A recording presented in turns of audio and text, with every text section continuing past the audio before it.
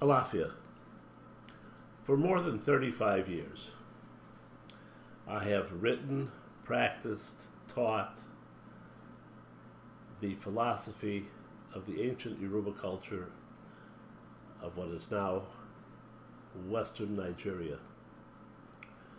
and known better as Ifa. I've participated in the dissemination of information, the introduction into the West of the genuine African Ifa, as opposed to the synchronizations such as Santeria Lukumi, which would claim to be the same philosophy in saints' clothing, but which is not. And I have watched a magnificent, powerful, thoughtful, logical, and intellectual philosophy slowly turned and whittled into some kind of Western bastardization. You see, the Ifa philosophy was not simply about self-empowerment. It was not simply about learning to use the natural, powerful energies of our planet and our universe to improve our lives, to give us the fulfillment, the protection, the love, the success, etc. that we desired. That was only one facet. The overwhelming purpose, intent, and indeed practice for perhaps thousands of years was to use our personal empowerment in relationship, consideration, and benefit of others who we love, that are part of the community we share, and the planet that we live on. It was the ultimate scientific approach to pragmatically creating a symbiotic relationship for ourselves and the universe we're part of. And the results, when practiced in that fashion, were powerful,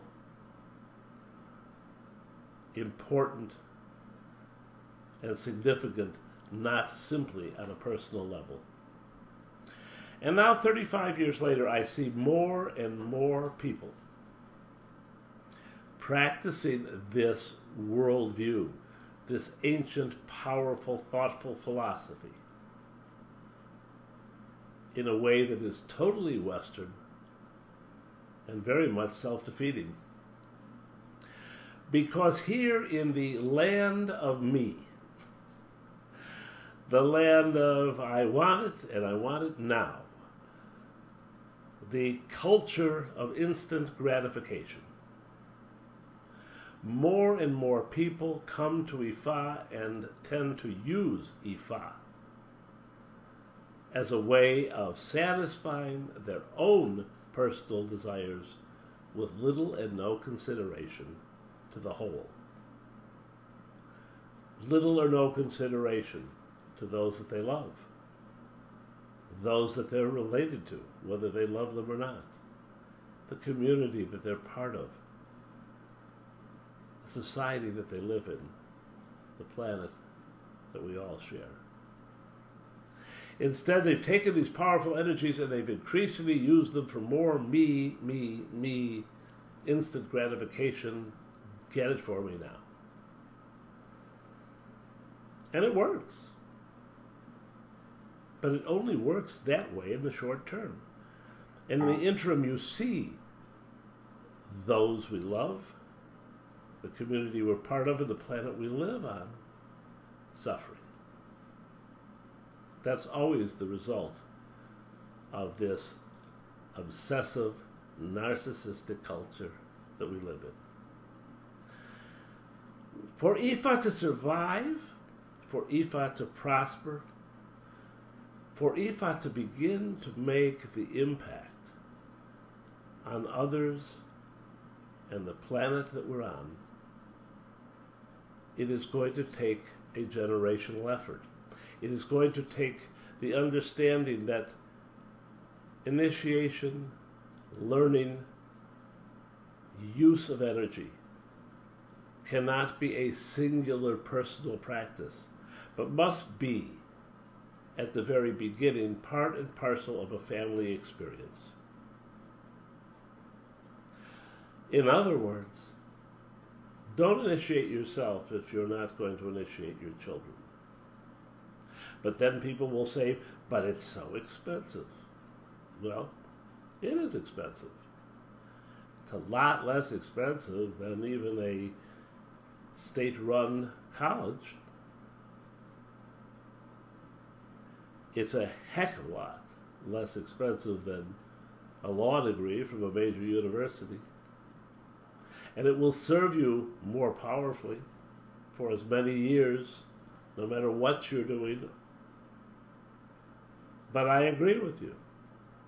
It's too expensive. So the foundation, which has pioneered a whole bunch of things, all right, and I won't go into them here, is now embarking on what I believe is the critical next necessary step for the survival and the expansion of the philosophy of Ifa. And that is a focus on the initiation and the involvement and the understanding of families, not just individuals. In order to do that, and in order to alleviate that discussion about costs, the foundation is going to be initiating up to 4 children per family, along with their parents, at no cost to the children. Only the parent has to pay for what they would normally pay. And it will also be, particularly if the children are younger, the responsibility, and I promise you, the joy and the empowerment and the exuberance you'll get from watching your children grow, the responsibility of those parents to teach their children, to work with their children, as my wife and I have worked with our children for 35 years. How we still sit with our younger children at least once a week and have them divine for themselves as well as define for us, and we discuss it, examine it, and help shape our lives and decisions.